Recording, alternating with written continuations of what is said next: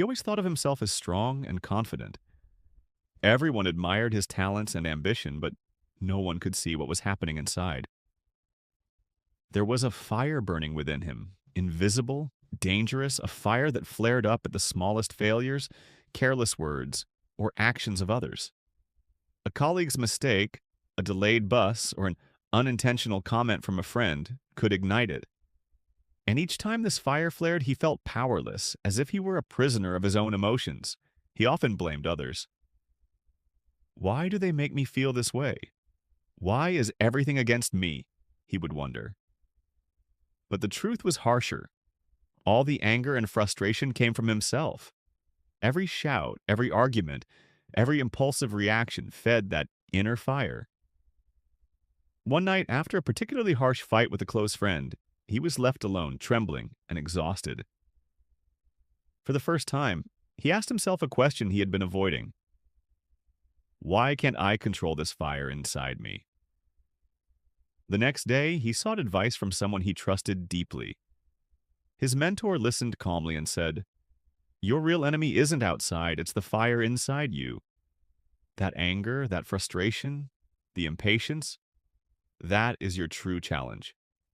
Learn to master it, and nothing outside can defeat you."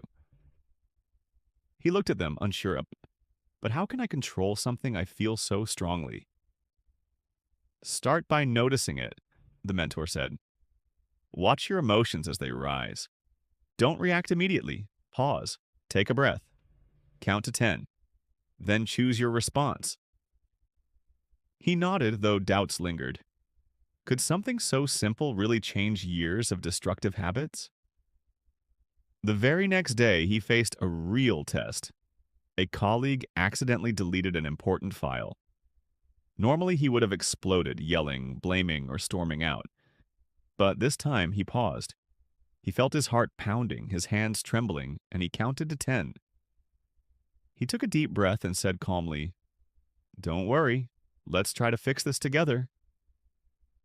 The colleague looked at him surprised. He felt a new kind of power, control over himself. He realized then that controlling emotions wasn't about suppressing them. It was about choosing how to respond. Over the following months, he trained himself every day. When someone insulted him, he paused. When traffic irritated him, he breathed instead of shouting. When he received criticism, he listened first and responded calmly. At first, it was difficult. Sometimes the fire still won. Sometimes he stumbled. But each time he regained control, he felt stronger. He began keeping a journal in the morning, noting potential triggers. In the evening, reflecting on his reactions and considering how he could respond better. Slowly, he understood that most of his anger did not come from others. It came from expectations he held and from an inability to accept reality as it was. After months of practice, a major test arrived. During a family gathering, someone spoke sharply and insulted him in front of everyone. In the past, he would have yelled, stormed out, or retaliated. This time, he felt the fire inside, paused, counted to 10, and acknowledged the anger. Instead of reacting impulsively, he said calmly, "I understand your point. Let's discuss this later." The room went silent. He felt a calm he had never experienced before. The fire inside hadn't disappeared, but he had conquered it. He realized then that mastering emotions doesn't make life easier. It makes a person stronger. Over time, his life began to change. At work, he became a calm, respected leader. In relationships, he communicated clearly without unnecessary conflict. And inside, he felt free. No longer a slave to his emotions, he discovered a new kind of power. He learned 3 important lessons. First, awareness is the first step. You cannot control what you do not see. Second, pausing before reacting is essential. A few seconds to breathe and count gives space for choice. Third, emotions are energy. When controlled, they can fuel success. When uncontrolled, they destroy. He wanted others to know this truth.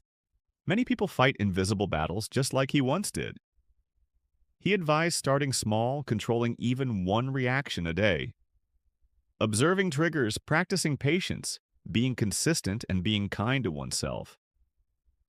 Most importantly, he repeated to himself, "Your emotions do not define you. Your actions define you." He learned to recognize the invisible enemy and confront it every day. The fire still existed, but now it served him instead of destroying him. And that gave him true strength, true freedom, true understanding. The greatest victory is the victory over oneself. Every time he felt emotions rising, he took a deep breath, felt the fire within, and chose his response. This was his power, his freedom, his life. He knows everyone faces this invisible enemy, and he wants to remind everyone watching, you can conquer it too. Pause, breathe, and choose your response. Small steps day by day will lead to mastery, and when